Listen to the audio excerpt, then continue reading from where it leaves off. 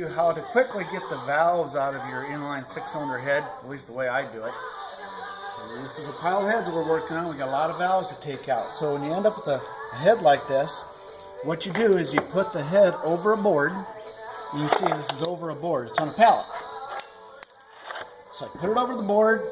I get a short pipe like this. And you see this has been hit on many times.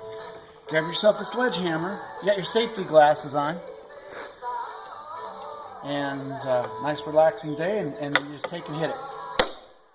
Pops them right off. The valve actually goes out, hits the board, then the keepers come off.